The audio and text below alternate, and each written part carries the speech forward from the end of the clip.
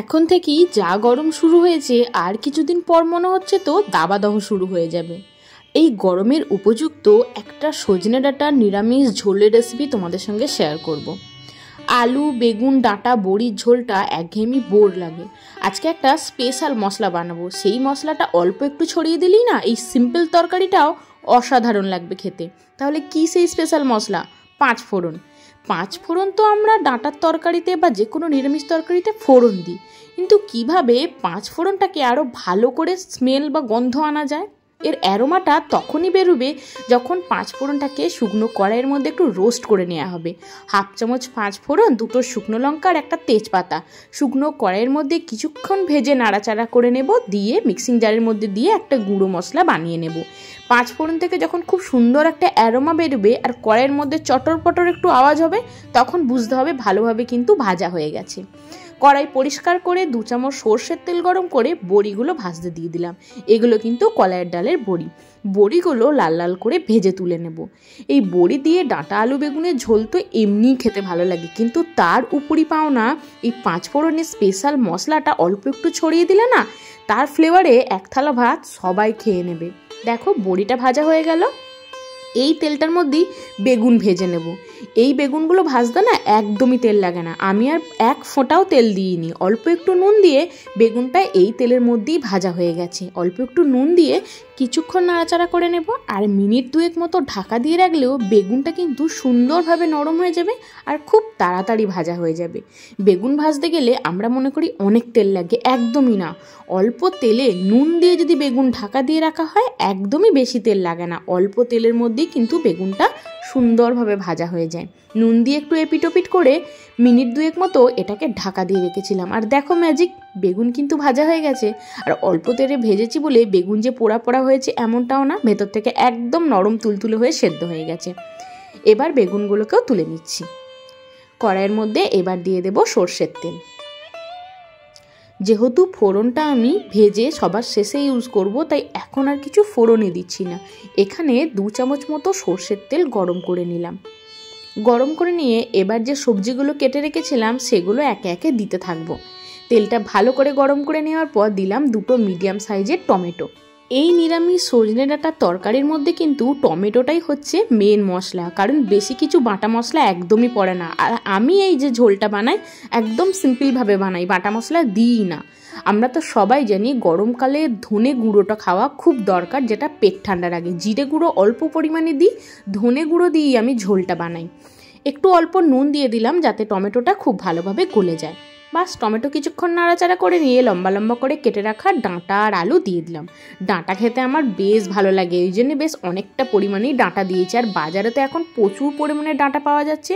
আর এই বসন্তকালে ডাঁটা খাওয়াটা কতটা উপকারী আমরা তো সবাই জানি। যাদের অ্যালার্জি থাকে না, তারা একটু বেশি করে এই সিজনে ডাঁটা খেয়ে দেখো। ডাঁটা কিন্তু অনেকটা অ্যালার্জি প্রতিরোধ করে। এই সিজন চেঞ্জের সময় অনেকেরই শ্বাসকষ্টের প্রবলেম হয়, তারাও কিন্তু ডাঁটাটা খেতে পারো। বাতের সমস্যা আছে যাদের, গিটে গিটে যন্ত্রণা বা ব্যথা হয়, তারাও ডাঁটাটা খেলে কিন্তু অনেকটা উপশম পাবে যন্ত্রণা থেকে। এদিকে দেখো একে একে হলুদ গুঁড়ো, অল্প একটু জিরে গুঁড়ো আর একটু বেশি পরিমাণেই ধনে গুঁড়ো দিলাম। 1/2 চামচ মতো কাশ্মীরি লঙ্কার গুঁড়ো দিলাম যাতে কালারটা ভালো আসে। সব কিছু মশলা দিয়ে আলু আর ডাঁটা ভালো করে নাড়াচাড়া করে এখানে কষিয়ে নিচ্ছি। যেহেতু তেল মশলা একটু কমই ব্যবহার করা হয়, তাই কষানোটা কিন্তু খুব ভালো করে কষাতে হবে।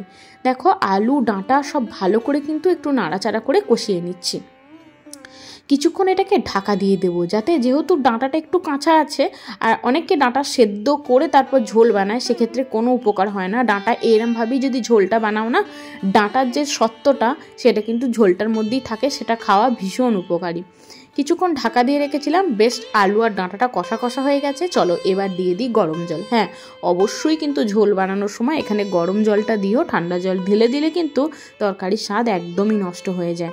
বড় কাপে 2 কাপ মতো গরম জল দিয়ে দিলাম। যদি জল পরে লাগে পরে জল অ্যাড করব, কারণ আমি ডাঁটার পাতলা ঝোল বানাচ্ছি। এই পাতলা হালকা পাতলা ঝোলটা গরমে খেতে যে কি ভালো লাগে। আর আমি যেভাবে বানাচ্ছি এইভাবে ফলো করে একবার তোমরা বানিয়ে দেখো, বারবার খেতে ইচ্ছা হবে। জল দেওয়ার পর অবভিয়াসলি নুন একটু লাগবে, হাফ চামচ মতো নুন দিয়ে খুব ভালো করে সব কিছু মিশিয়ে নেব। আর ঢাকা দিয়ে ডাঁটা আর আলুটাকে সেদ্ধ করে নেব। ডাঁটা আলু মোটামুটি 50% মতো সেদ্ধ করে নিয়ে বড়ি আর বেগুনটাও দেব, কারণ কলাইয়ের ডালের বড়িগুলো আগে থেকে ঝোলে না ফেললে বড়ি কিন্তু সেদ্ধ হতে চাইবে না। দেখলে ডাঁটা আর আলুটাকে কিছুক্ষণ সেদ্ধ করে নিয়েছি, এখনও কিন্তু অনেকটাই সেদ্ধ হওয়া বাকি। এই সময় কিন্তু বড়ি আর বেগুনটা দিয়ে দিচ্ছি। কি ভাবছো বেগুন গলে যাবে? আরে ডাঁটার তরকারিতে বেগুন একটু গলে গেলেই খেতে বেশি ভালো লাগে। আর বড়িগুলো এই সময় দিয়ে দিলে না, বড়িগুলো ঝোলটা শুষে নিয়ে একদম টুবো টুবো হয়ে ফুলে যাবে। আর কি নরম তুলতুলে যে হয়, আমার না যে কোনো বড়ি খেতে ভীষণ ভালো লাগে।